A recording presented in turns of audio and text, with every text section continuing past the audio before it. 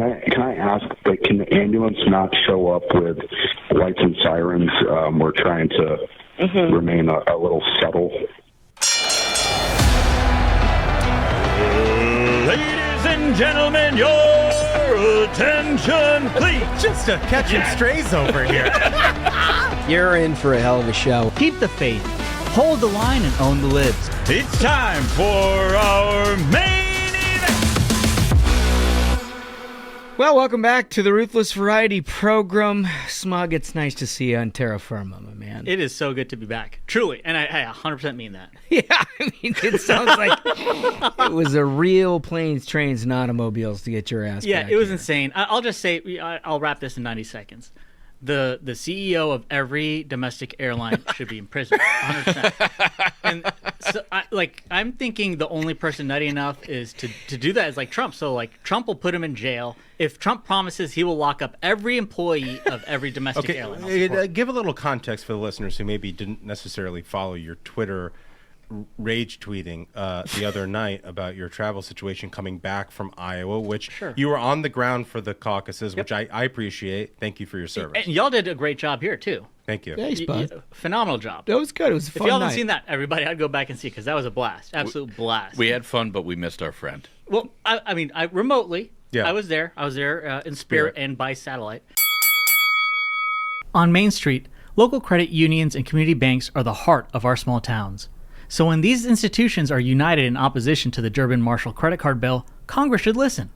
The Durbin-Marshall credit card bill favors corporate megastores like Walmart and Target, shifting costs and risks unfairly onto the credit unions, community banks, and the 135 million customers they serve. Tell Congress to protect America's credit unions and community banks and oppose the Durbin-Marshall credit card bill. Visit electronicpaymentscoalition.org to take action.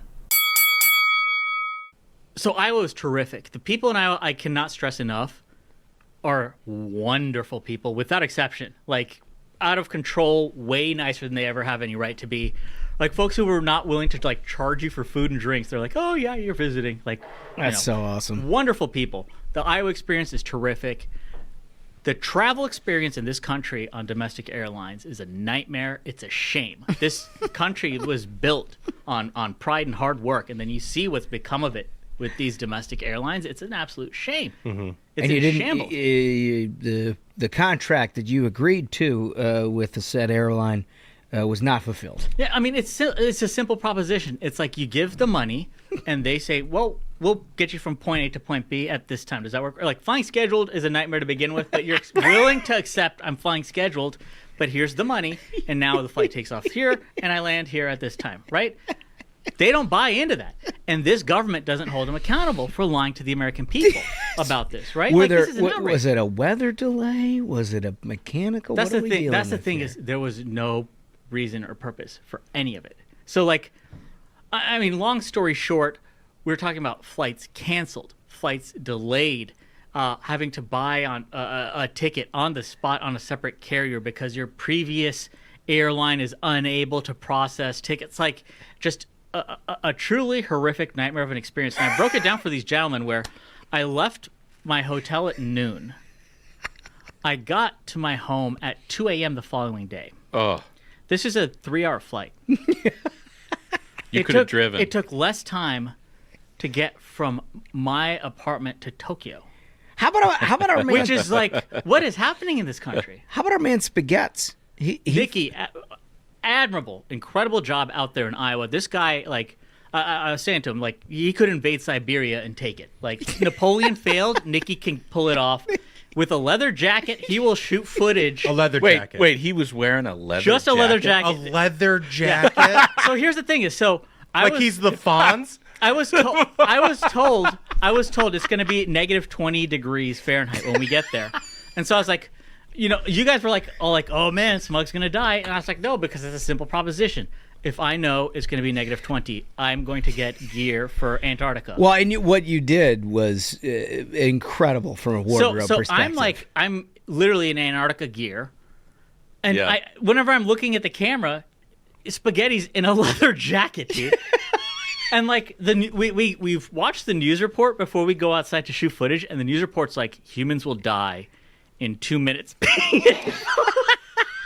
I'm dead serious. They're like, and spaghetti. I think it was 4 minutes. They're like, if you're there for 4 minutes, you die. Yeah. And Spaghetti's got a leather jacket and some warm marinara in his shoes. Yeah, he was like, fuck it, dude. He was like, you were dressed like a Russian oligarch who's been on some sanction list from the United States. And the idea that Spaghetti was in a leather jacket makes me so happy. I think the biggest mistake I made out there, I should have been like, Nick, turn the camera around so people can see this dude in like a leather jacket. And Was he wearing the chain too? Did you have your chain on? No? No chain? Look at that, dude. So I have one. He was like purpose-built equipment only. Smug. I have one other thing for you because I gotta know.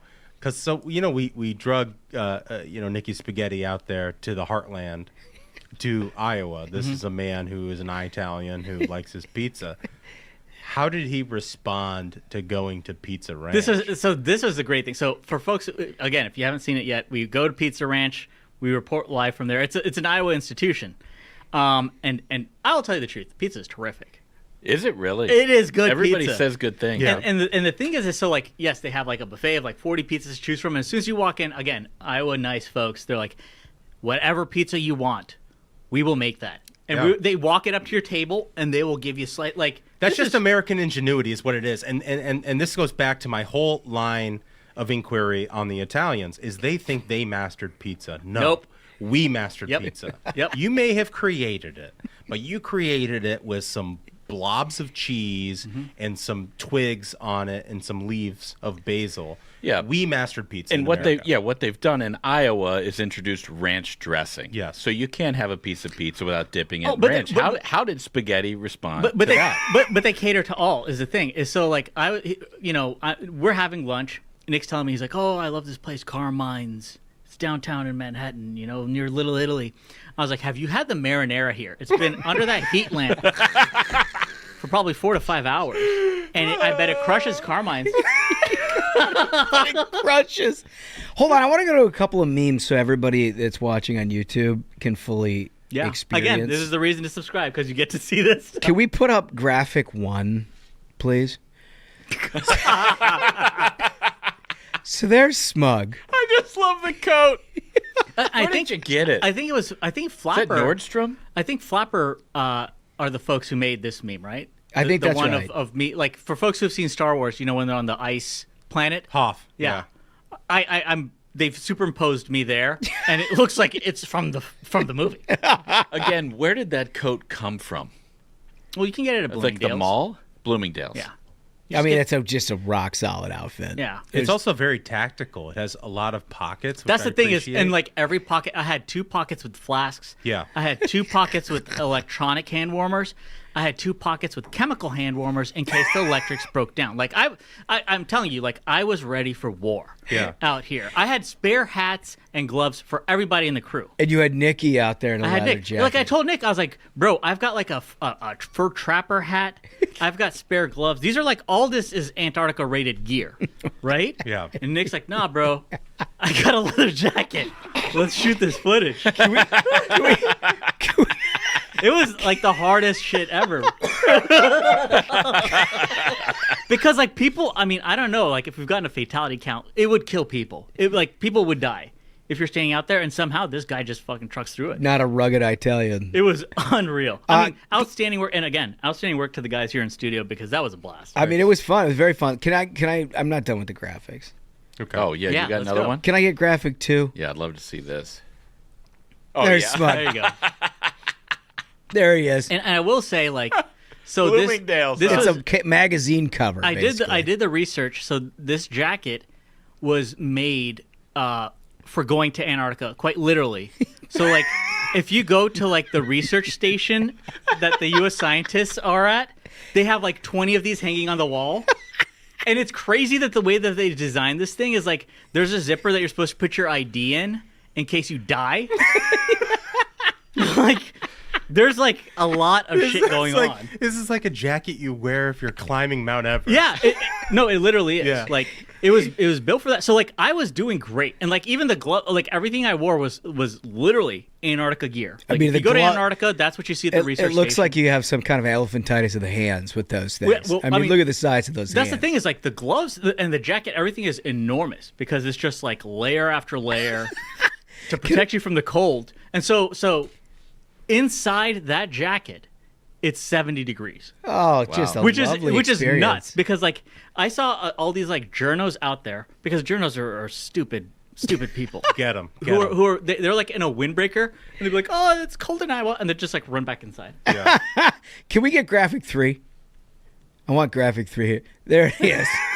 There he is. Dude, that's a great side by side. That's Leon the Snowman. Now I regret not having a tie on because that's a sharp look. That's Frosty, right? No, that's not Frosty. No. That's a dude in that's the, like, Leon the Snowman. It like the Rudolph movie Snowman guy who like introduces the Rudolph is exactly where this came from, like the 1950s. I never knew he had that kind of claymation. swag though. Like, is he like that in a movie? Oh yeah, he comes back and then he made another appearance. This guy's like in ready Elf. for Derby Day.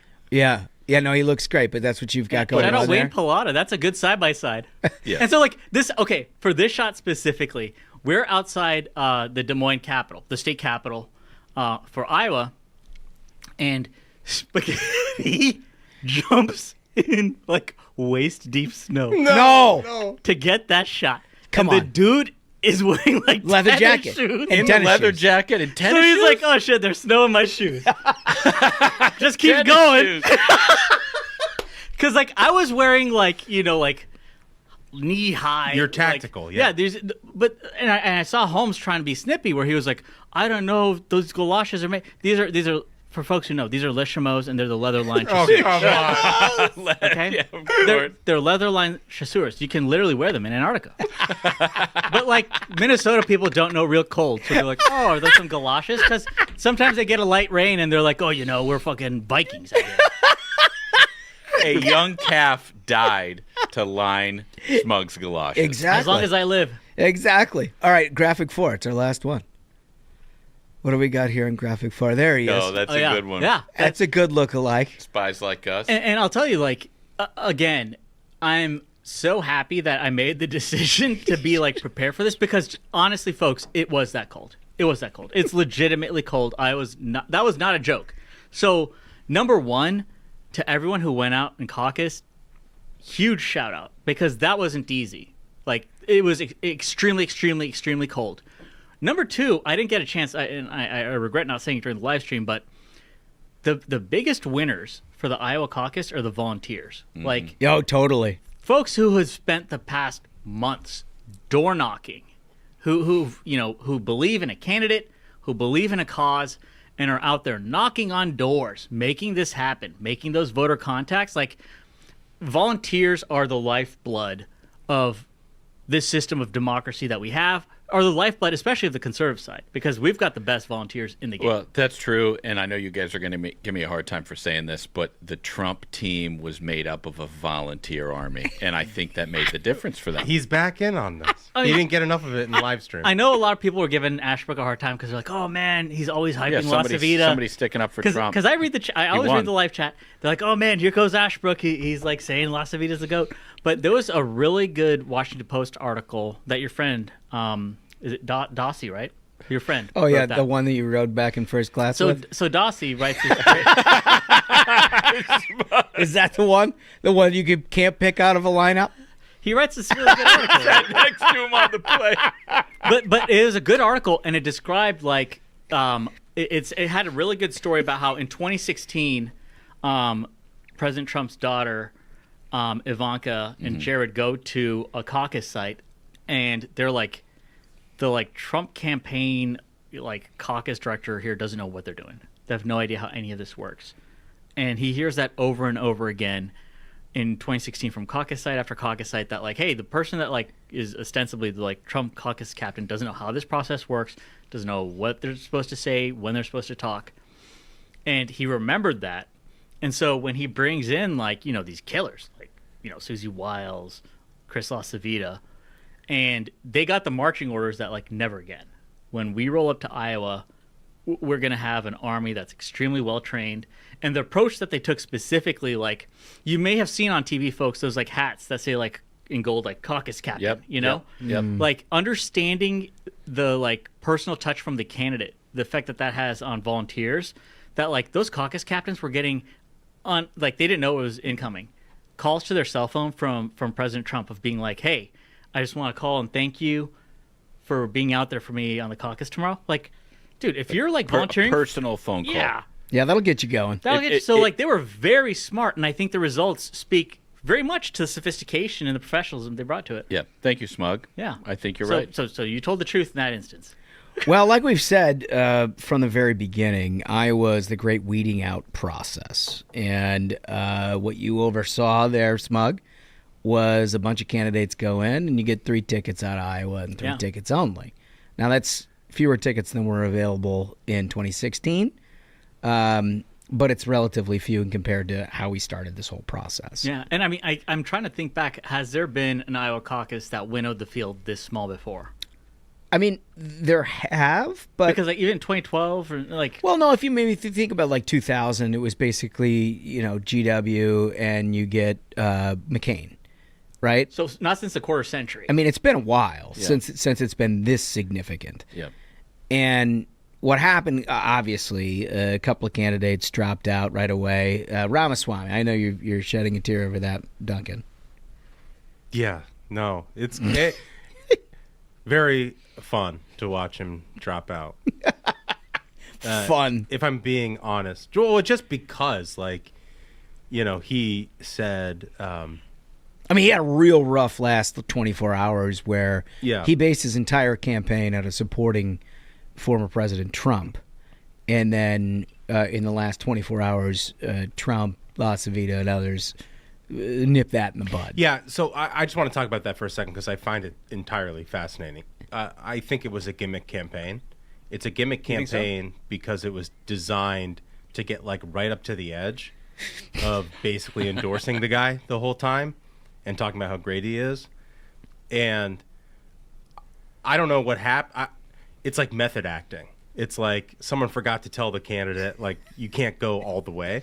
And in the last 48 hours before the Iowa caucuses, he takes this photo with a bunch of volunteers or kids or whatever who are, like, wearing these T-shirts that say, you know, vote Vivek, save Trump. Yeah.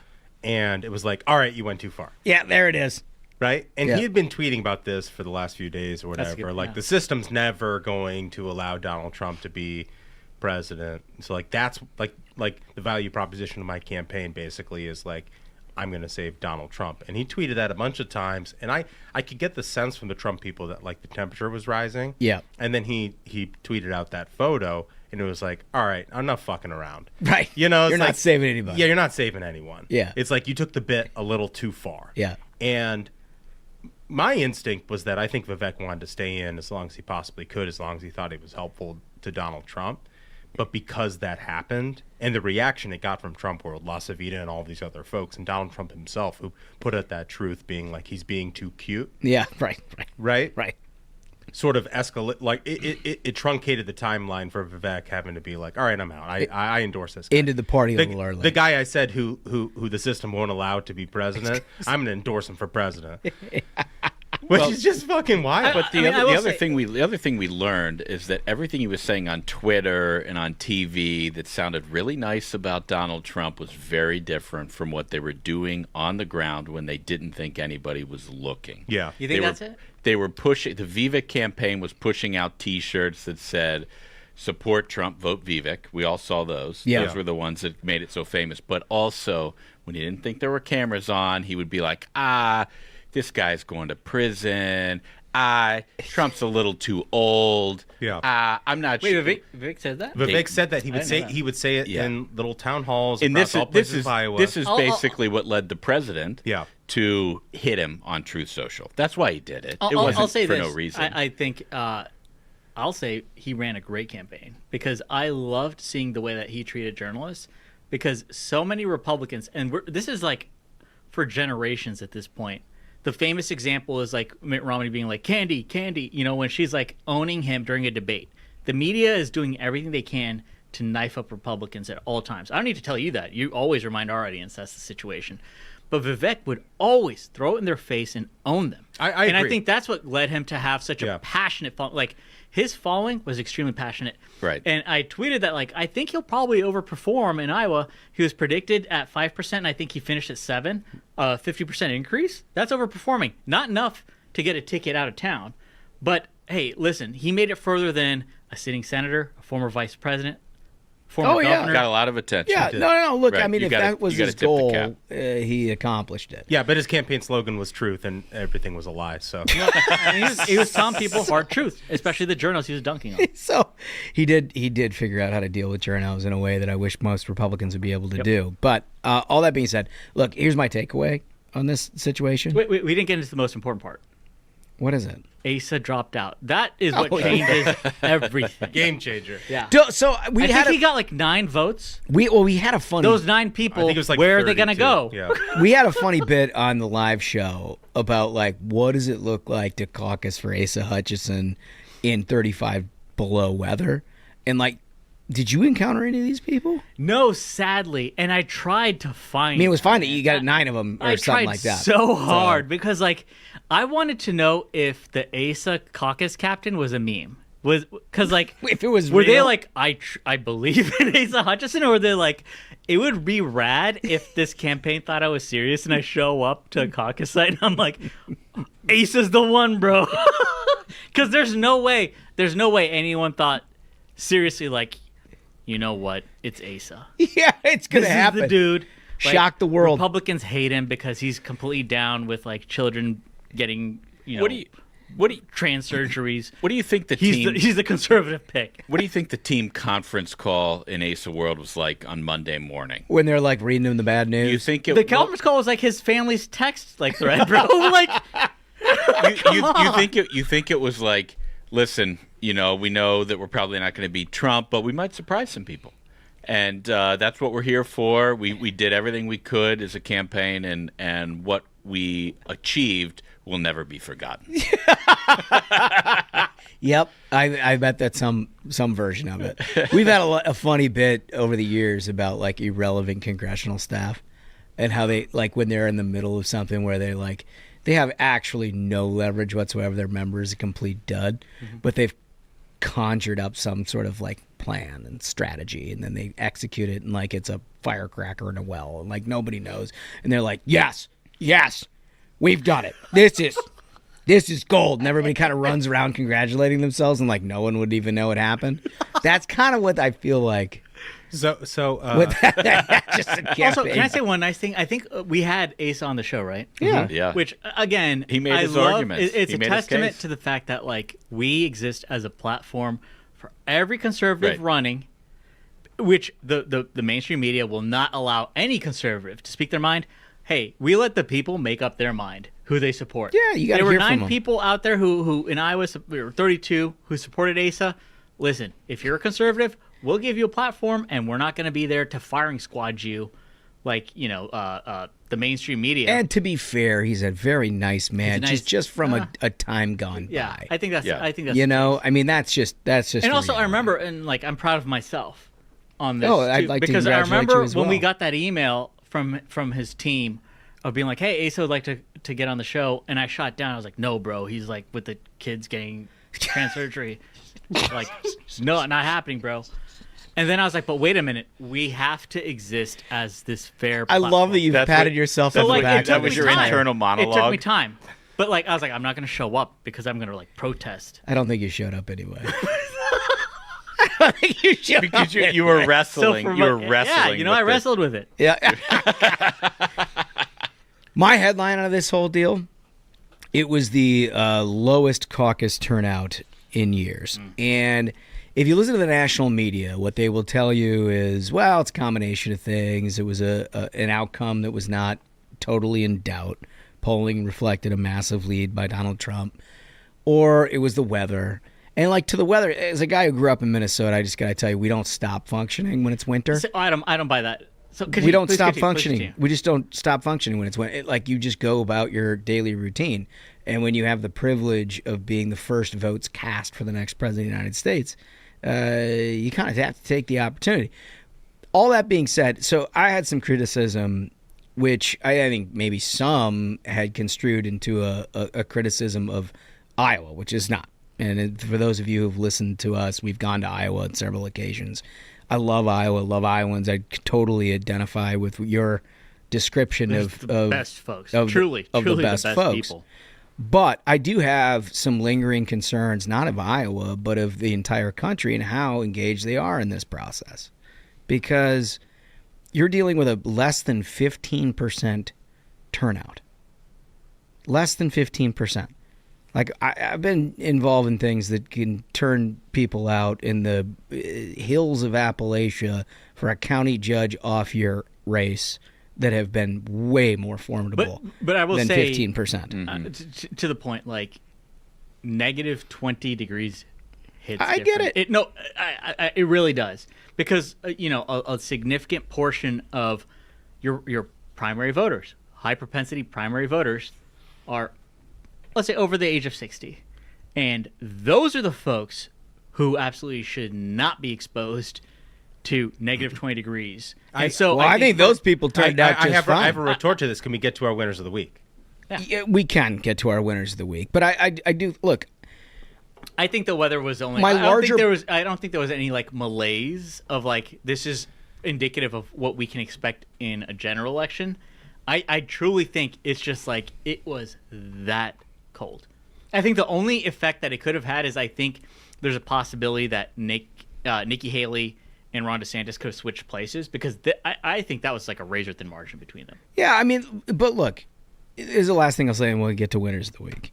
But we had, roughly 80,000 fewer registered Republicans in 2016 than we do now in Iowa. Iowa went from a blue state to a very red state under the leadership of all of the people that we've had on the show, Kim Reynolds and others, Grassley, Ernst, the rest of them, the entire delegation now, by the way. Great Republican state. A lot more people engaged. And we went from 187,000 people in 2016 when you have 100,000 fewer voters available to 108. Right. And, okay, yeah, cold should have something to do with it. I have a larger fear about as we go along. We're going to see what happens in New Hampshire. Mm-hmm.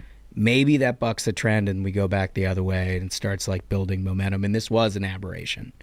But I got a lot of concern about where a ton of voters' mind space is at coming into this election. And you can see it show up in polls left and right. Yeah.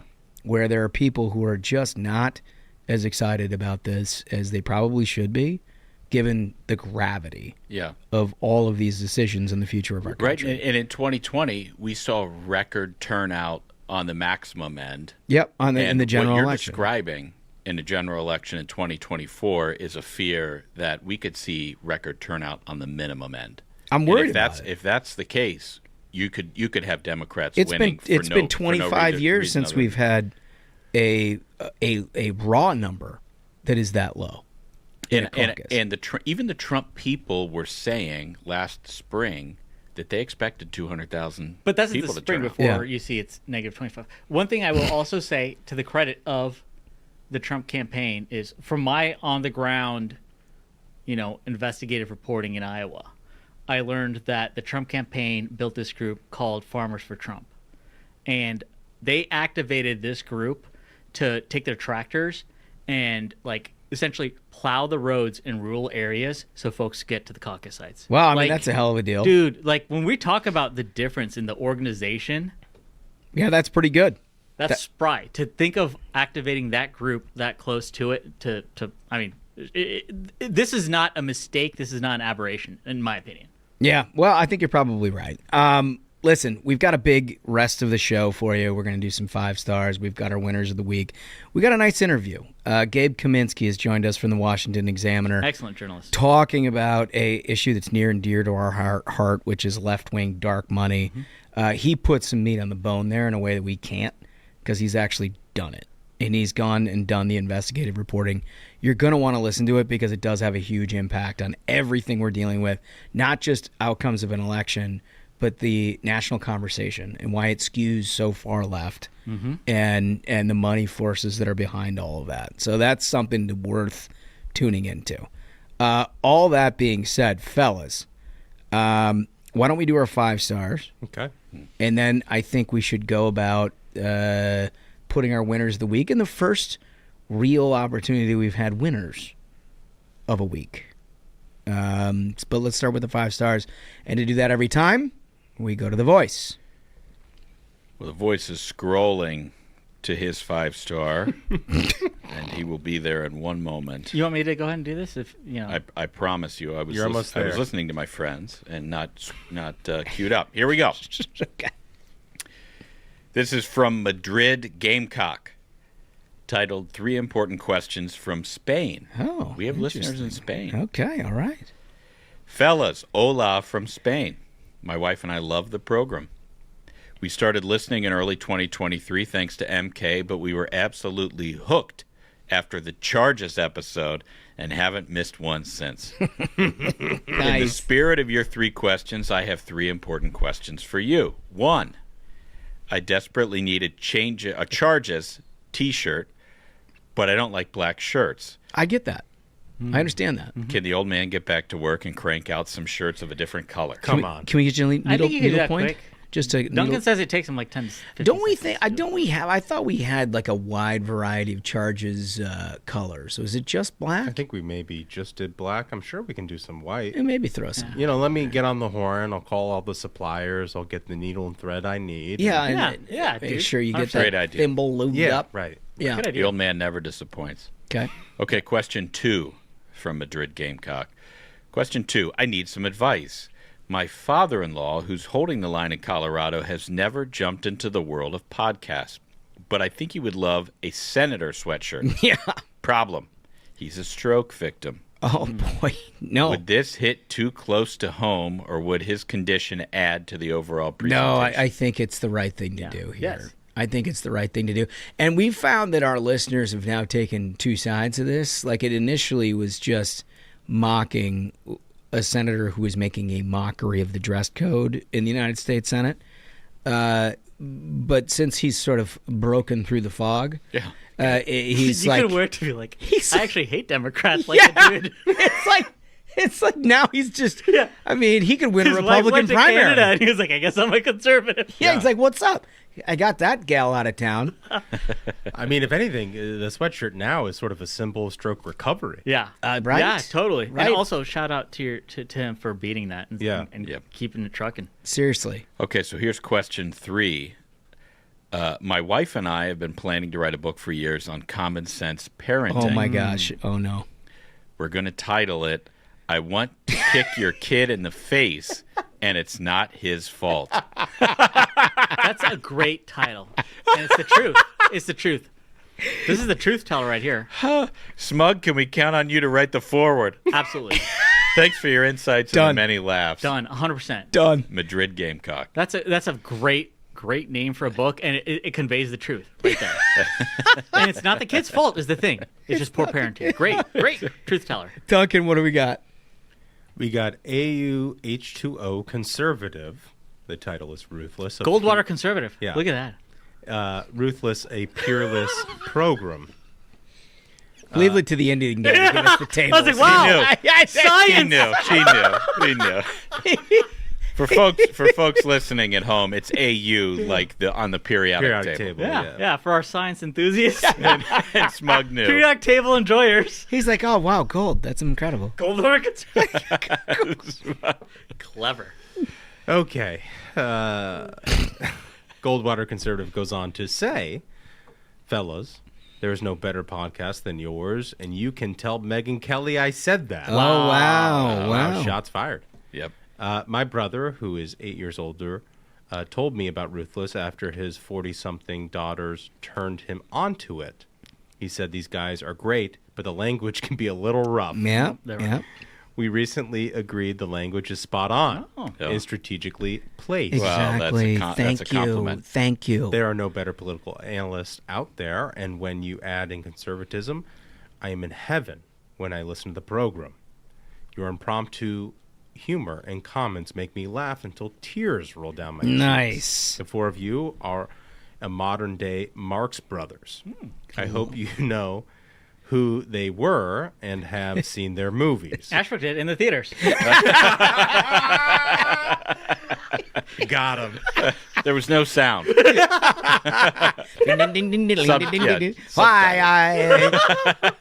And Warner Brothers Like, Theater this was a talkie. presents to you for the first time Charlie Chaplin. There was a guy with a real-life organ down front. Since you have an affinity for the ponies, you need to watch A Day at the Races. And as Chico says, son up, that's my horse. That sounds like Italian bigotry. Sign me up. Sign me up. Our government has turned into Fredonia in Duck Soup. You probably watched. Yeah. Familiar with Ashbrook's Duck like, I Soup, get too. all these references. Finally, someone. Why I oughta. with Groucho as President Rufus T. Biden, Firefly, and Chico as Defense Secretary Lloyd Ciccolini. Ciccolini? Yeah. Yeah. Ciccolini. I look forward to driving to work and back on Tuesdays and Thursdays. And when I see the podcast is over, an hour long, I hope I get stuck in traffic so I can keep on That's listening. the kindest thing. Oh, Yeah, that's that is- awesome. Yeah. That's a real If compliment. I ever see Smug on the same plane as me, I will pay to join him in first class while the minions are in coach. Signed, Goldwater conservative Ken Sherwood. Speaking of Goldwater, you should read any page of Conscious of Conservative on the program and point out how spot on he was about what liberalism will do to our country. Yeah, This dude, is Goldwater no was joke. right, dude. Yeah, Goldwater was right. I don't know if you guys have ever read this book or Yeah, read parts of I this have. book, but Yeah. it is a must read. I'm surprised you read Yes. it. You're surprised He wrote it. Your journal buddies let you read that? Why I don't tell oughta. him. I have one other shout out for Farmer Bill's biltong, who sent us a bunch of biltong, which is delightful. Oh, it Just looks a fantastic. good friend of the program. A bunch of this stuff. This is mild chili. This is bison stick. Would you mind? Oh, wait, that's bison? Would you Yeah. mind demonstrating and eating it here on the program? Okay. So All right. We're gonna get a lot of memes of me with other things Yeah, in my mouth. that'd be great. Well, bison is really good for you. Bison is terrific. Smug, is would you what- mind holding it? My God, dude. It is really good. Is it good? And good for you. Like bison is It actually looks really good for terrific. you. I'm no joke. Like I really want one of those when we get off air. Well, the chili's nice. It's a mild spice. Also, it's not at all gamey. You know, sometimes with bison, Yeah, you can start to get to that. it's good stuff. Yeah. When you taste bison the way it ought to be prepared, you understand manifest destiny the way that it Yeah. was intended to be. Dude, I missed laid out. you probably missed the good old days when you could shoot them from the trains. The Iron Horse. You know, the Oregon Trail, you come back with 9,000 pounds of bison, it doesn't fit. Now we're just serving those things out of other people's zippers. Okay, here we go. We got to go on to the next.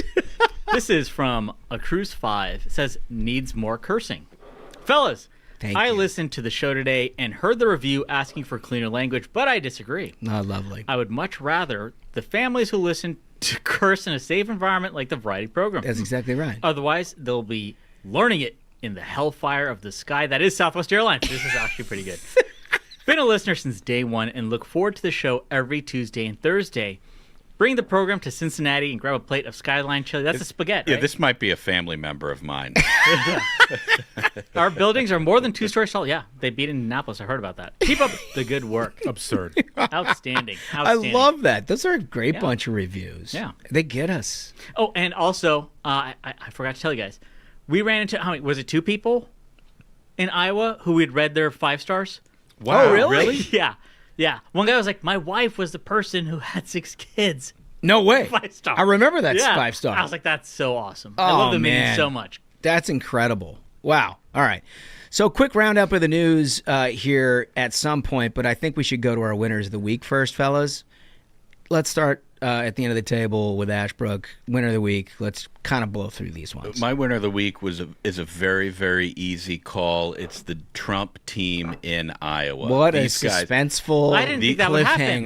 These we're guys going to find here. These guys have worked for months, and many of them have worked without pay, just so that they could get somebody who they believed in across the finish line. All right, on to the next, Duncan. And that's sponsor segment. Thank you, Mr. La Savita.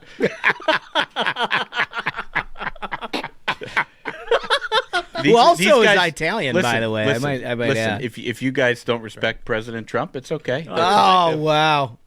What an incredible... His volunteer team won, and I know that the DeSantis world is not going to be happy, and they're going to tweet. They're mad because I said Trump's Iowa team won, but they did win. Fair and square. I don't think anybody's disputing that. Thank you for your vociferous praise for the former president on each and every program. Can one of your La Savita segments get me an invite to the after party? You could have gone. Come on, Chris. Dude. Come on, man. You don't think you can get in? I think you no problem. They had folks at the door that were like, no. They wouldn't get you in? No, I can't. They knew who you were? I was like, I know John Ashbrook. And they're like, fuck John Ashbrook. Well, lucky for our listeners, we talked to somebody from the inside of the Trump party. Yeah, well, it's nice someone gets in there. Yeah, well, our listeners did. So there's that. All right, let's move on to this. What do we got? Duncan, I can know. I'm in eager anticipation here. My winner of the week is the sort of people who don't like change. It's Werther's Original, which is a terrific candy. It's reverse mortgages. Goated candy. It's people sound financial. It's the people who claim they had it harder than all the rest of us. Ladies and gentlemen, I'm talking about the baby boomers. Greatest generation. They're the biggest winners of this whole thing, and they just coronated their boomer king. They're so good. Donald Trump. I got some data here to support this. Nikki Spaghetti, can I get graphic number 5, please? This is so good. We are nothing but predictable. We go a full-throated Trump and then a full-throated anti-boomer. No, but they were the winners. Well, so to me, this is the same winner. Here is same winner. Here is the results by age of the 2016 Iowa caucus. You'll see there 65 plus, 27%, a respectable 27% of the total vote share of that Iowa caucus in 2016. Nikki Spaghetti, can you put up graphic 6? 41%. Boomers were 41% of the Iowa caucus of 2024. Wait, so they like the tax cut. They like the peace and prosperity. This is the point. Yes. I understand why you said you wanted to get to winners of the week now. Exactly. Because the point that I was going to make that I'm glad you held me off on was when you were talking about the elderly being able to go out and they had no problem. No problem. No problem. They made it. They were fine. That's my theory, dude. Like, in all seriousness, I think the margin would have been wider if it was warm. More of them would have come out for Trump. Well, all I'm saying... Even wider. I think the only they're anomaly 2-1 every other demographic. How much wider can it get? That's what I'm saying is... Nobody appreciates prosperity when you had more. That ground game... So you're saying 100% boomer? When you had a field team that was like clearing paths on caucus day, like they were ready to roll. The only folks who didn't show up, I think, by a significant number, would have been just more boomers. They've been gotten like more over the top. I think the only anomaly is whether Haley and DeSantis would have flipped. But yeah, I just don't really see how that's true. They're like wondering why Wall Street and Good Morning Vietnam aren't winning Oscars this year. If you look at the Good Morning Vietnam, if they deserved it. If you look at the percentage change from 2016 to 2024, some of the places where it depreciated the most. Ames, Des Moines, south part of Cedar Rapids, Davenport. Yeah, there's some areas, some more rural areas that were Trump skeptic in 2016 who had, bad turnout. But the worst turnout was in a lot of the suburban areas that Nikki and DeSantis needed to perform well. And those were younger voters. They were higher educated voters. They were suburban voters. And they were like, nah, no thanks, democracy. But the boomers trudged out in the snow. Yeah. And for that reason, my winner of the week.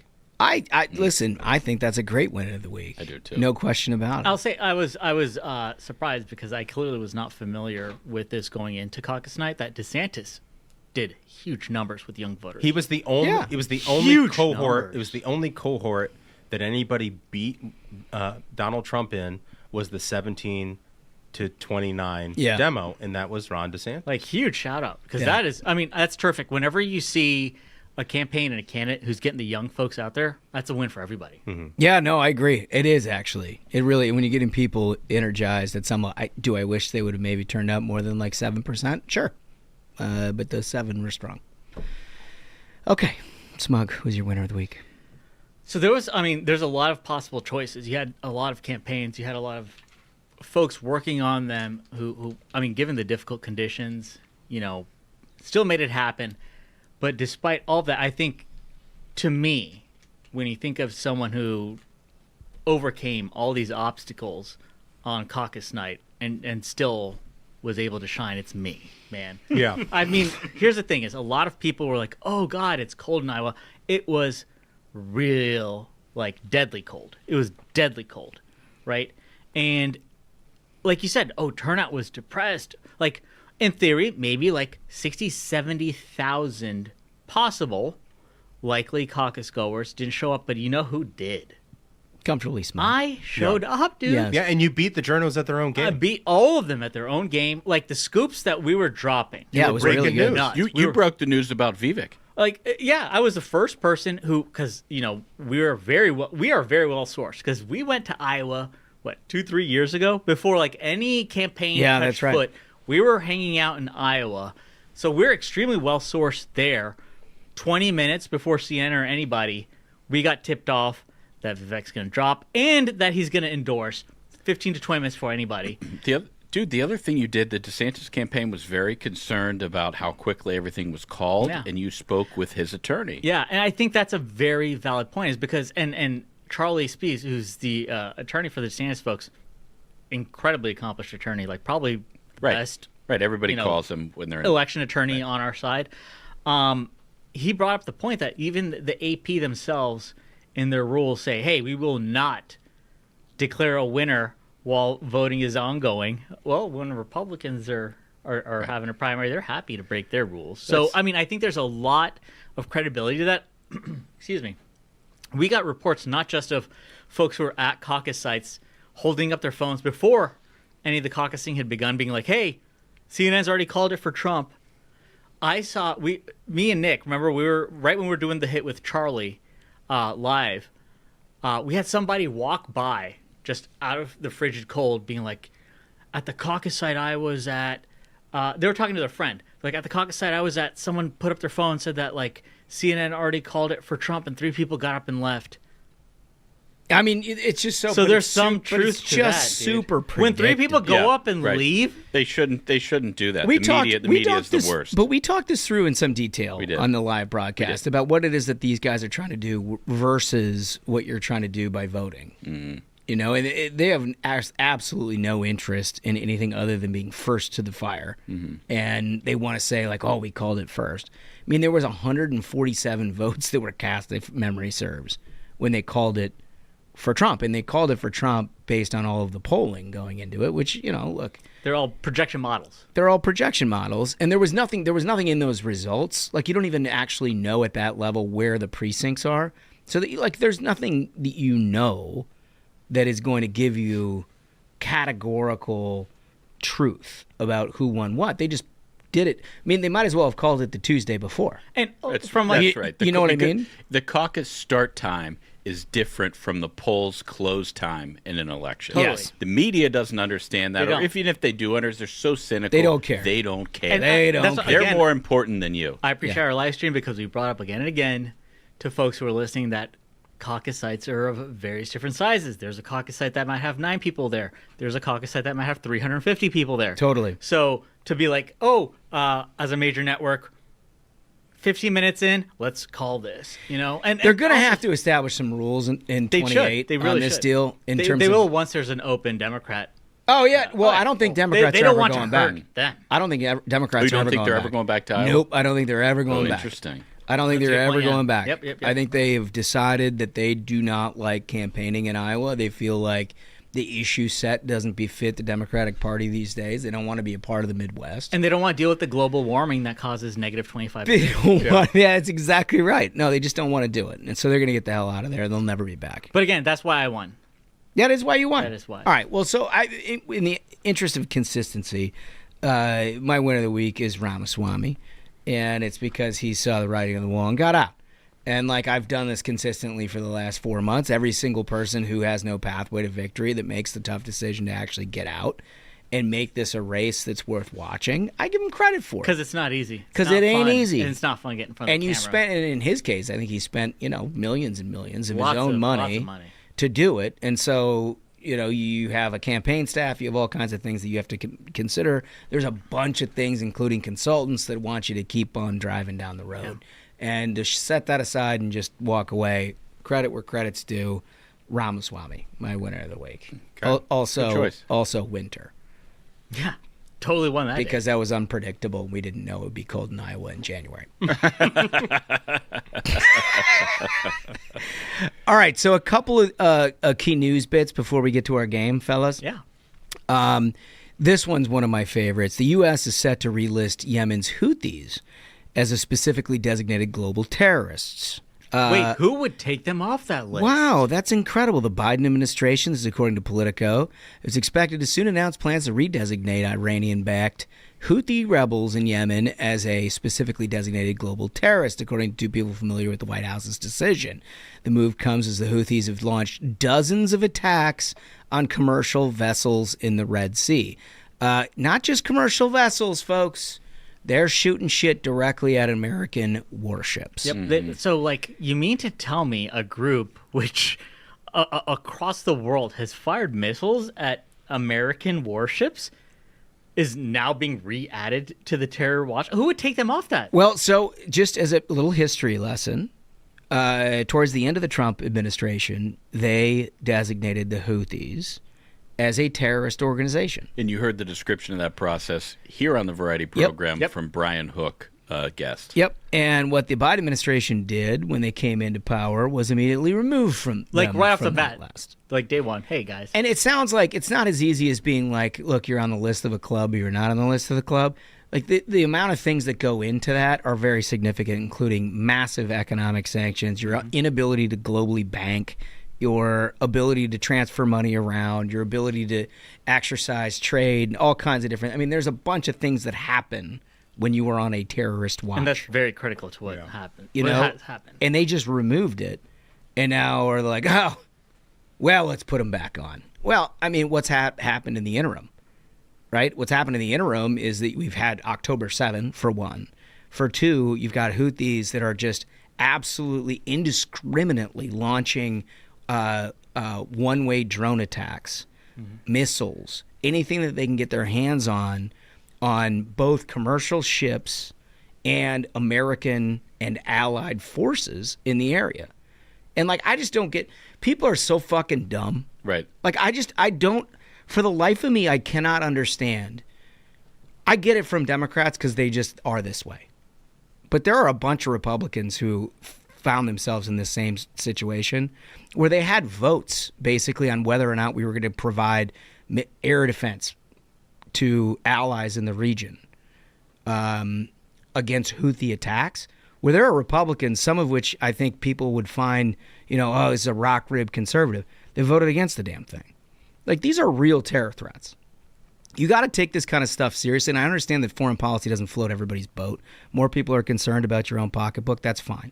But in the course of world events, when these kind of things come up, you ought to pay attention to it. No, this is a problem. This is a problem in our country that people will not just say they're savages. Savages need to be killed. And that's the bottom line. That's a bottom line. They're just let's play footsie with them and put our guys in harm's way. And, we don't know and blah, blah, blah. They say they want to kill us. They try to kill us. We have missiles for a reason. Shoot the missiles at the savages, put them down, and eliminate the threat. So specifically what Holmes said is when you have a group, designated as a terror organization, you can have things put in place like blocking funding and coordination that they're capable of doing. We just lost 2 Navy SEALs in an operation to prevent arms being transferred from Iran to Houthis in the sea. And that is, in my mind, I think that's completely clear. That's a direct result of the Biden administration, day one, making the choice to take this group of terrorists off that list. Because this is what I'm if saying. They were not allowed to coordinate with Iran, if all of their means and channels of getting money and weapons had been shut down like they were under the Trump administration, those SEALs have been here today. And again, this is another example of Joe Biden. We've had so many service members give their lives to this country. And to me, when he's checking his watch, what time it is. Like, it's time for him to go. Like, this is unacceptable. Well, it's just dumb. It's just dumb, and we're going to keep following it. We're going to keep doing. We're not going to go to the depth that our good friend Hugh Hewitt does, who's just a master at this stuff. Great source for it. But there is important information that we're going to pass along from time to time. In the same sort of area, remember the Lloyd Austin situation? Yeah, I do. So what we played at the top of the show was a 911 caller. And according to NBC News, a 911 caller seeking an ambulance for Defense Secretary Lloyd Austin on January 1 asked the dispatcher to first have the responders arrive at the scene in a discreet manner before transporting Austin to a military hospital. And you heard the audio. They obviously don't want anybody to know that they're taking Secretary of Defense. The super transparency, adults are back in charge. God, it's just so bad. It's just so bad. Like, how do we ever get ourselves into the situation where the defense secretary is they're randomly calling 911? And they feel don't we have stuff for that? But also that they feel comfortable being like, hey, listen, I think we can get away with trying to hide the fact that the defense secretary is headed to the ICU. Right. We don't even need to tip off the president. Like, we're on that autopilot. Right. And then you juxtapose this with the press coverage, which came out in the wake of Americans and the president probably on the same day finding out that this is the situation. You had journalists who were like, we don't know whether this is just like some kind of a communications flub or if it was intentional, but we think it was just a communications flub. Yeah. Bro, when he's calling 911 being like, turn off the sirens. Democrats have it so easy when it comes to the press. And yet this guy would not just say, oh, hey, guess what? I've got cancer. I'm dealing with something. You know what's happening at the same time that this guy has cancer? Americans are waxing terrorists. So, doesn't that make him look pretty tough? What I don't understand, first of all, I never understood this. Why didn't he call his employer and say, hey, I got cancer. I got to go in for this. When I had cancer, I called my boss and said, hey, I got to go in for a treatment. Turns out people are pretty sympathetic to right. that. I don't understand. Yeah. It's not like it makes they're no sense why you wouldn't. What Joe Biden's not going to say, oh, Lloyd, look, you're fired. That's not the way it works. Just say I have treatment. I need to take care of it. Joe would have been like, Barack, Mr. President, it's okay. You tell him face to face. Dude, guess what? And guess what? The press is going to be like, oh, yeah, sir, what would you like us to write about? Oh, yeah. They're Democrats. It makes no sense. Jeez, it's just unbelievable. Well, listen, I think what we should do is play a game here, fellas. It's Thursday, and we play King of the Hill on Thursday. I believe it's my turn to be judge and jury. And who are our competitors this week? I'm competing. You are to win it. Yes, I am. And if I'm not mistaken, there is a 5-time champion on the board. We're still allowing this? Sherry my sherry. We're still allowing this. Okay, well, it's rigged to begin with, folks. All right, let's continue. All right. So we've got the competitors. Who are you bringing to the table? Bill Crystal. Oh. Yeah. I'm here to win. Okay, all right. Well, we got to go ringside. What do you think?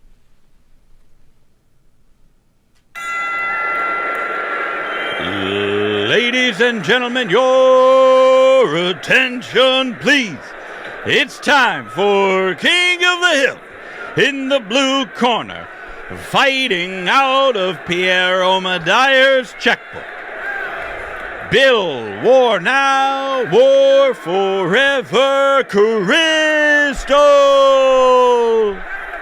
And now, in the red corner, fighting out of her own Twitter account, and 5-time champion of the world, Kami Cherry Jacobus. Oh, it's just a stellar intro. So who's bailiff in this situation? Ashbrook is. Ashbrook's bailiff. Thumbs up for the bailiff. I will instruct the bailiff to begin.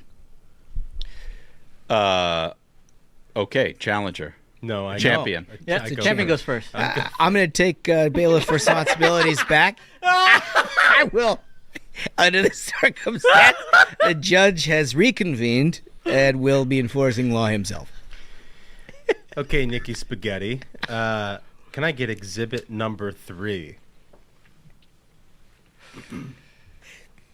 This is a quote tweet from Sherry Jacobus. She's quote tweeting a video about how Trump is, bad for free speech and whatever, yada, yada, yada, yada, vote blue for democracy, whatever. Anyway, she quote tweets that and she says, Cliff is right. You can First Amendment your republic to death.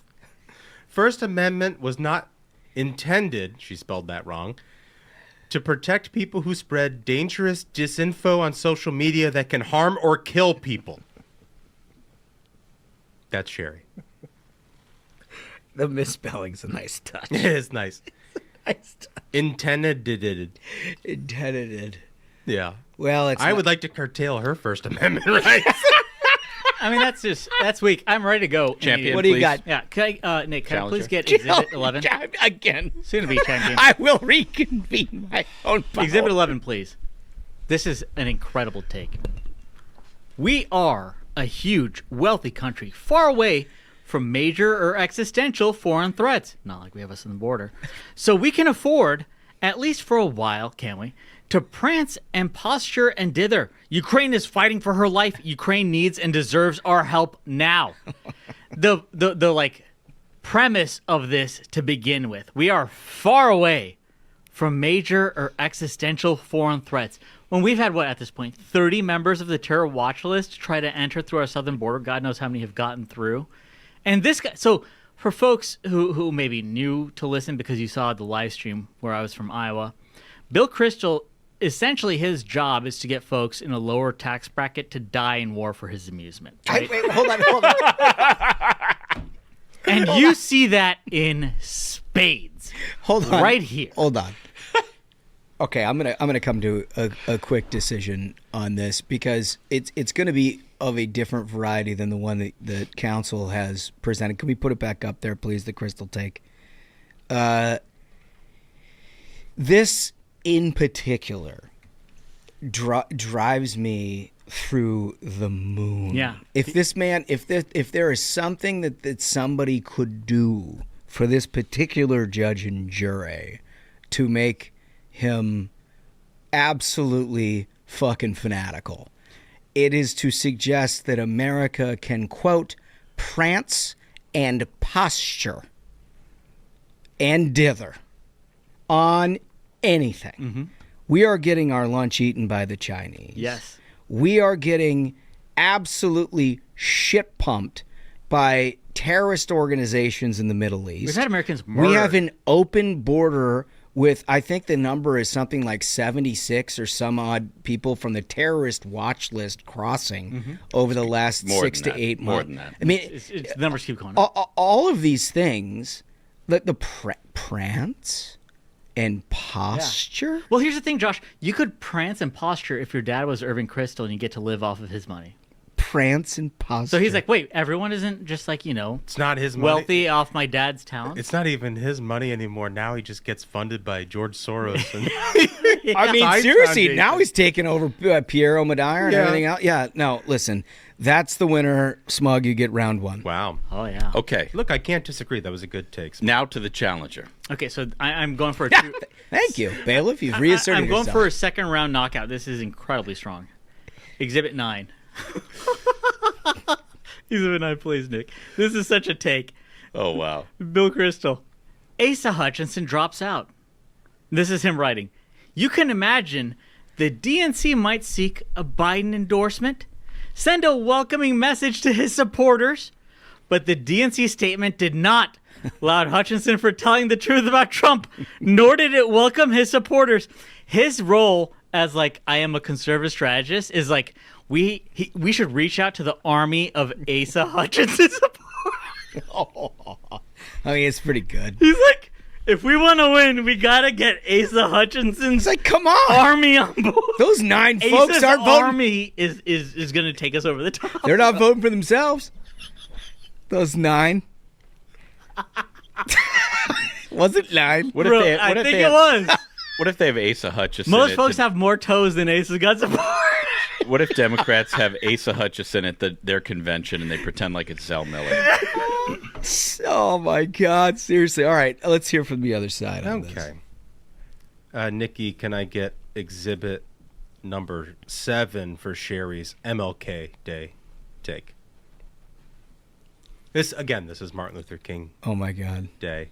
No. Sherry says, remember, Donald Trump would have marked Martin Luther King Jr.'s apartment rental application with a C for colored. Oh, my God. And refused him an apartment because he was black. Hashtag MLK Day 2024. No. I don't need just weak. to. I don't That's need a to standard no, thing. I don't need to see anymore. I knew she wasn't going to go quietly, but suggesting that Donald Trump. I just love that she used the hashtag. She was like, I need engagement. I'm going to put it on the regular MLK Day hashtag. People who are legitimately So, like, normal celebrating people. the life of an American hero, and they're like, no, just remember the one candidate Yes. is a racist. Yeah. He's a racist. Oh, my God. Okay, all right, let's go to round 3, fellas. Okay. Champion. Oh, thank you, bailiff. I was worried you were out of pocket in this whole. No, he's very engaged. He's now. reasserted. Yeah. Nikki Spaghetti, I'm going to need exhibit number 6. This is a poll from Sherry Jacobus. Oh, Jesus.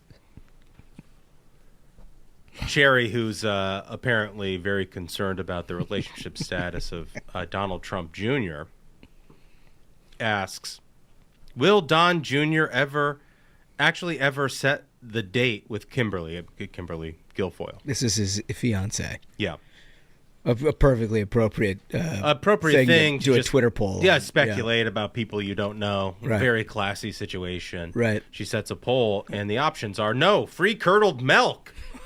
And then the other option is, oh, sure, any day now. How many votes were in this? poll? 440. 449 votes. So no one cares. Not a very well performed. No one cares about this court.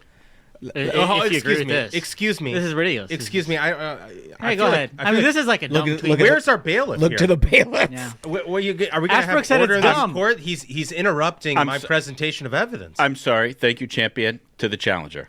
Yeah. Thank you, sir. Nick. Okay. Nick, can I get Great exhibit job, 15? bailiff. Exhibit 15, please. Is he the challenger or the champion? The most derelict bailiff job in the history of King of the He's Hill. doing a good job. Exhibit 15, please, Nick. Oh, well, it's like he woke him up from a slow. Oh, yeah. Well, yeah. So this is important because basically, if you agree with Bill Kristol here, he's saying every senator is a piece of shit.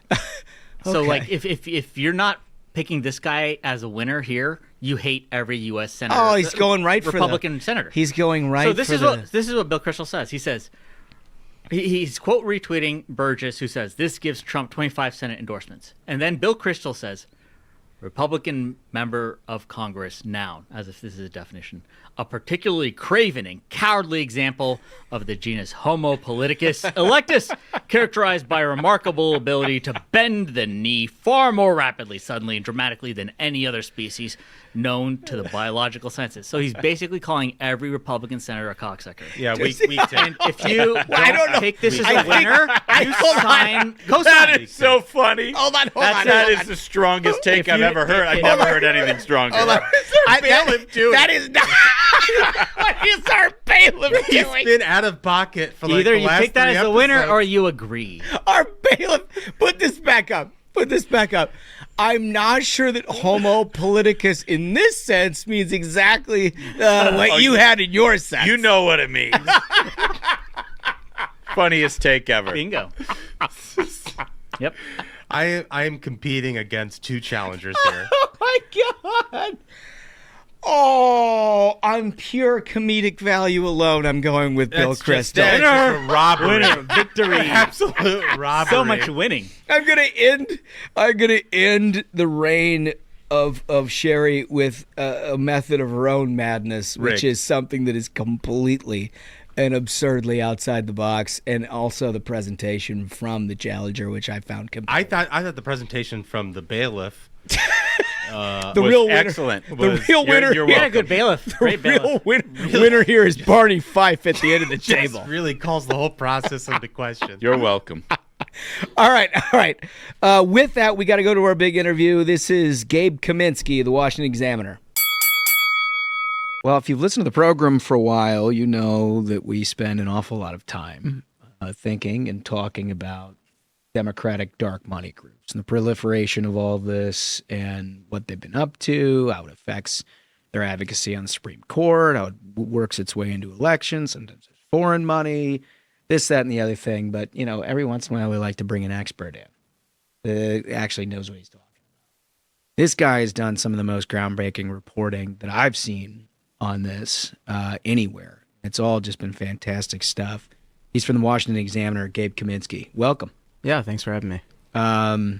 Listen, pal, I don't even know where to start with this, but how did you, like, is this just a passion project? I mean, because you put a lot of work in, tons of research, and you've uncovered some pretty amazing stories. Where did this all start? Yeah, really appreciate it. I think for a long time, there's been a gap in conservative media of, like, doing this sort of reporting on nonprofits and tax forms and money in politics. I guess that I'm motivated by, like, sort of following the money, and I think there's a lot of really great investigative reporters on the right now who are starting to really realize, like, how you can make a difference reporting on money and influence. And one of those reporters that really influenced me, for example, is Andrew Kerr at the Washington Free Beacon, who I was reading a lot when he was at the Daily Caller News Foundation. Was reporting a lot on, like, Black Lives Matter's finances, Andrew Cuomo's kind of embattled situation with, like, nursing home data. So I think in almost any situation, if you can peel back the curtain of groups by taking a look at, okay, who's funding this organization, and by just trying to think about connecting with people like tax experts who can point you to relevant laws and be like, oh, okay, is this group actually doing stuff above board or not? And Because it's not the easiest thing in the world. I mean, look, they're dark money groups for a reason. They're trying to conceal, in many ways, where their funding comes from. They certainly like to conceal in a constellation of different, whether they're nonprofits or what have you, exactly what it is that they're doing on a day-to-day basis. Yeah, and dark money, keep in mind, is a term that was invented by the political left. By the left. Years ago to weaponize against conservatives of money they disliked from a speech basis, right? Right. And now, you know, there's attempt, or at least I think I tried through my reporting to shine light on, okay, well, these same entities that are, and lawmakers like Sheldon Whitehouse who are criticizing the right for having the, you know, to, like, for possibly taking money from groups that don't disclose their donors, God forbid, they're doing the same exact thing in an even more significant way through larger organizations. Which I think that's the thing that catches my attention in what I'm reading that you're writing, is that on the left, their network is so sophisticated, so much more sophisticated, at least it seems like so much more sophisticated than anybody could have ever imagined. And it starts with Arabella Advisors and a handful of other groups that you have, like, dialed into on a very detailed basis. Yeah, Arabella is a good kind of jumping off point. So, you know, it's a significant group in the left-wing kind of like financing empire. It's an LLC that manages several nonprofit organizations: New Venture Fund, Windward Fund, 1630 Fund, and Hopewell Fund. And those nonprofits in turn fiscally sponsor a bunch of sort of like other organizations that don't file their own financial disclosures, and therefore making it very unclear sort of money coming in, money coming out. And Arabella, similarly to the right-leaning Leonard Leo nonprofit network, is under investigation by the Washington, D.C. Attorney General over financial mismanagement allegations, because there's concern among the Attorney General's office, and I guess we'll see how serious that investigation ends up being, and there's concern among the right that it won't be, that nonprofits in the Arabella network, which are, sort of unlawfully directing political activities for groups under them. But just to give an idea of like how influential or widespread like the Arabella network would be, it touches like sort of every issue on the left, and we've seen that particularly with the Israel-Palestinian issue right now. So we've reported in ways in which Arabella advisors, they've given groups specifically in that network have given significant amount of money to a charity called Alliance for Global Justice in Arizona. Alliance for Global Justice, which calls itself an anti-capitalist charity, actually on their website, they fiscally sponsor a Israeli-designated terror organization called Sami Dune Palestinian Prisoner Solidarity Network. My God. That in turn shares staffers with the Popular Front for the Liberation of Palestine. Come on. A U.S. designated terrorist organization. Are you kidding me? And so we report a lot on this, and payment processors have dropped Alliance for Global Justice. Right now, if you go on their website, they're accepting checks to like an opaque address in Tucson, Arizona. It's like a P.O. box. Yeah. But and so places like PayPal and Stripe aren't allowing Alliance for Global Justice to fundraise right now. But the real and Arabella, even after reporting, said we're not going to be giving them money anymore, which is very rare that they would come out and be open about that. The Ford Foundation did a similar thing. So did Arnold Ventures, connected to John Arnold. But the real question is, why are they giving money to this group in the first place? Yeah, right. It's insane. It's insane. Yeah. Unless it was a constituency within the Democratic Party at this point, which we have suggested it very much. Yeah, and what I had said about Sami Dune when I met connecting it to right now, Sami Dune is helping to organize a lot of these protests against Israel in D.C. or across the world. Another interesting fact, Alliance for Global Justice, that Arabella and left-leaning funded group, they've fundraised for a French group called Collective Palestine Vaincre, which has been banned from Germany recently, because, in part because they were handing out candy to protesters in Berlin after the Hamas terror attacks to celebrate it. No way. Yeah. Oh, my God. And that was the product of an IRS complaint that Alliance for Global Justice faced earlier this year. So I think Arabella is trying very hard to distance itself from, in any fashion or other groups, from this group. I haven't seen the same commitment from the George Soros Open Society Foundations, which has granted large amounts of money to Alliance for Global Justice through the years. They haven't made a pledge to not donate to them in the future, so we'll see what happens. What's so funny, it's not funny, it's terrible. But what's so interesting is it seems like the Hamas attacks on October 7 in Israel sort of began to separate the wheat from the chaff, and a lot of these groups found out that they had some exposure. And they fully intended exposure, right? I mean, they've been doing this for years and years and years. And like you said, they never apologized for a damn thing. And now all of a sudden, some of this stuff is coming out, and they're beginning to run away a little bit from tiny. But it stretches much further than that. And they're involved in almost every area of advocacy. I mean, one of the things that I know you've written an awful lot about is their efforts to sort of undermine the Supreme Court. Yeah, that's another important issue I think would be good to discuss. So, new venture fund under Arabella Advisors, they provided seed funding, for example, to a group called Fix the Court, a charity registered in New York. Gabe Roth, their head, recently moved to D.C. But this group, Fix the Court, essentially they fashion themselves as a transparency organization that is pushing for ethics reforms, and sort of pressuring Clarence Thomas and Samuel Alito on such reforms, claiming that those conservative Supreme Court justices haven't disclosed enough about their finances over the years. And they're sort of the group that was responsible for the just never-ending hit pieces, essentially, on Justice Thomas. Yeah, that's right. And they're one of them. And years ago, they were taking aim at Brett Kavanaugh amid those debunked sexual allegations by Christine Blasey Ford. But the hilarious thing about this Fix the Court situation is that they were funded, seed money from Arabella and whatnot. Late last year, I emailed this organization to request their tax forms because I noticed that they only filed something called a Form 990N, which is for groups that if you don't take a significant amount of money, this is what you file. It's not a full Form 990. for nonprofits. It's like for less if you're not as large of an organization. But that didn't add up because they, like some of these lefty nonprofits disclose giving them a lot of money. So the money's going in and they're not reporting. So the group, their director, Gabe Roth, totally panicked, emailed me like cursing and was like, I forgot to file my tax forms, and immediately filed his tax forms with the IRS and emailed them to me. But the tax forms he sent, he by mistake had sent his Schedule B donors. Which he's not required to do. He doesn't have to send that to the IRS. He sent it to you, the person like, hey, you filed the wrong form, and he gave you the whole kit and caboodle, basically. Yeah, exactly. Like charities have to disclose their donors to the IRS. They don't have to do it to us. Now, that being said, he disclosed us those donors, which included like New Venture Fund and William and Hewlett Foundation, left-wing groups. But we could have gleaned those from the other their own groups. filings. But the hilarious thing was Gabe Roth had a total meltdown, was freaking out.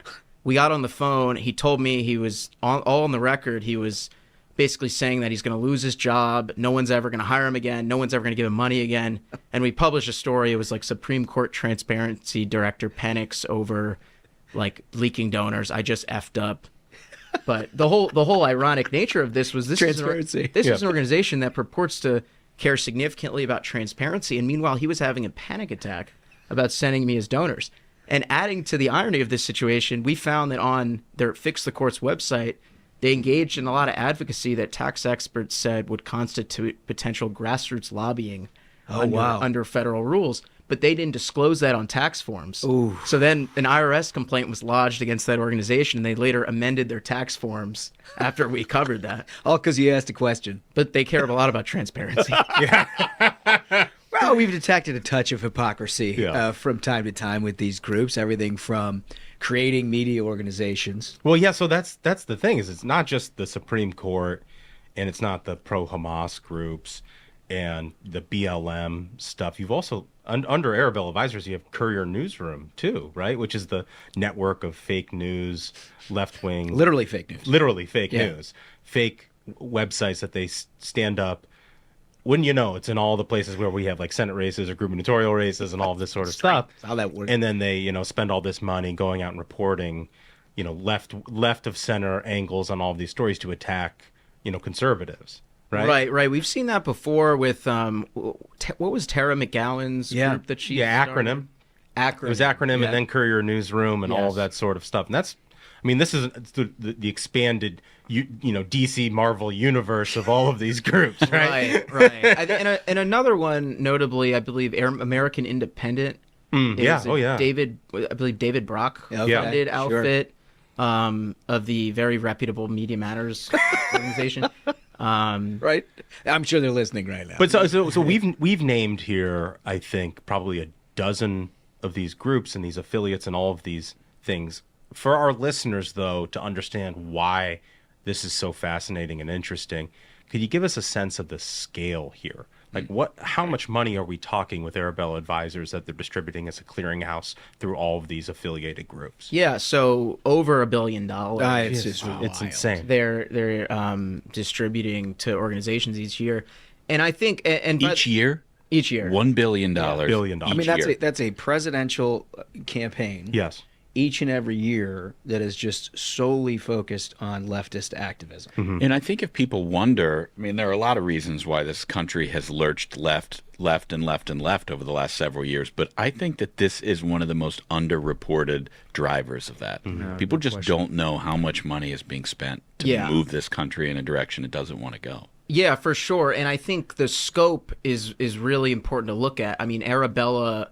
The groups under Arabella are the most influential groups influencing left-wing politics, and they all do kind of different things. So 1630 Fund is a 501c4 that can engage in more political activities. Mm-hmm. The New York Times famously, I believe it was 2020, they had a story that was very good, and the headline was like, Democrats decried dark money, then they used it to win elections. And it was a good piece, and it was about how 1630 Fund in the 2020 election played... Was that Ken Vogel? Yeah, it might have been Ken Vogel, right. and how they played a significant role in influencing Democratic politics. The other group, for example, Windward Fund, under that network, they focus more on like climate, environmental issues.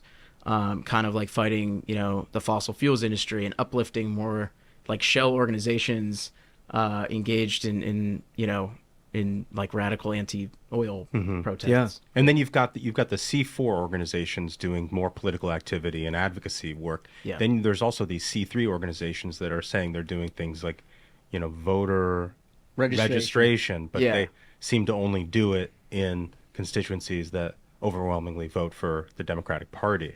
I'm sure that's a complete coincidence. Right. Yeah. Possibly be politically motivated. Yeah, I think we often frame referring to their charities as sort of Democratic allied or Democratic aligned, and I think that's it's pretty apparent, right, that that's what's going on. And even to give you an example here of the scope for listeners about the influence of Arabella advisors, we published a story, I believe it was last week or the week before, on how Citizens for Responsibility and Ethics in Washington. This is a group that kind of fashions itself as a nonpartisan watchdog organization. They're pretty overtly progressive, and in some places on their website, they kind of say we're progressive, then they say we're nonpartisan. Yeah. Citizens for Responsibility and Ethics in Washington, they're the organization that sued in Colorado that essentially led to the Supreme Court in Colorado ruling 4-3 to kick former President Donald Trump off the ballot, something that will be reviewed in the Supreme Court and is not a finality decision yet.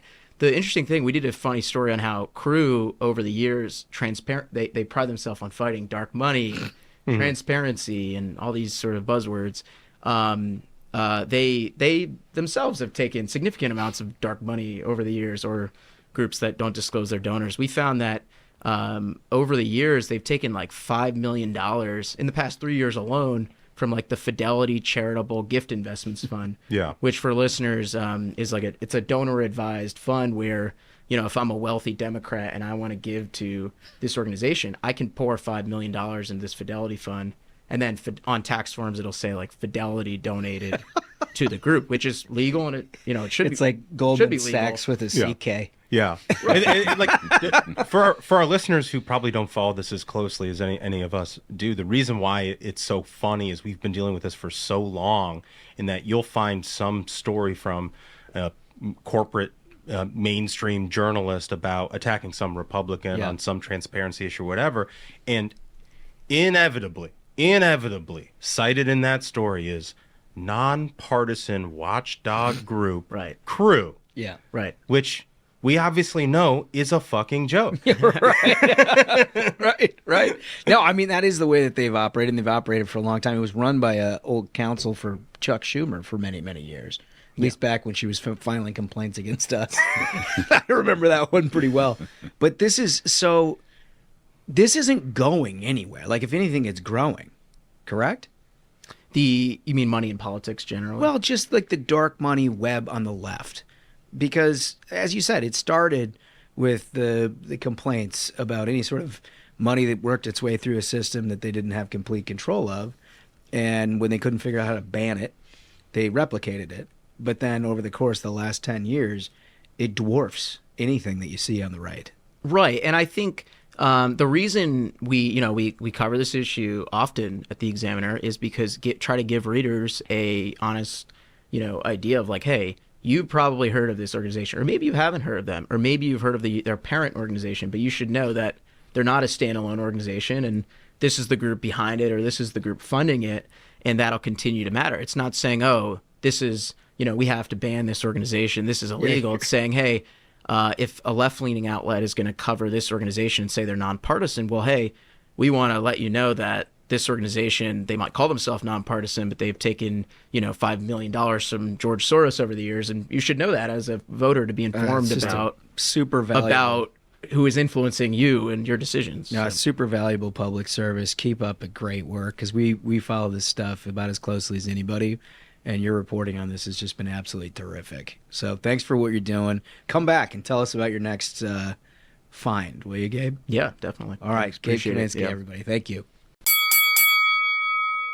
I mean, this guy is exactly what journalists should be. He's asking questions. He's getting to the bottom of the story, and he's not taking no for an answer from anybody. I'm really glad we had him on. Yeah, and I want to let folks know he is, in all sincerity, probably the hardest working journalist we have today, because he's doing an incredibly difficult job. It is not easy to investigate these left-wing dark money groups. They have billions of dollars pouring in, not just here, is not just like Soros money from overseas. Mm-hmm. All this money is flooding our system, our institutions, and he's putting in the work to research where it's going, how they're affecting our lives, how they're trying to take the Supreme Court. Outstanding guy. Everybody should follow Gabe on Twitter. Yeah. Outstanding guy. Well, I'm glad we had him on. Fellas, I think we did a big week here on the program. Thank you, Smug, to your incredibly hard work there in the great state of Iowa. Yeah, and thank you for being such a terrific judge, and Ashbrook, a terrific bailiff. You're welcome. And thank you, dear listeners, and to the folks who subscribed on YouTube. If you have not yet, hit that subscribe button. So, until next time, minions, keep the faith, hold the line, and own the libs. We'll see you on Tuesday. Stay ruthless.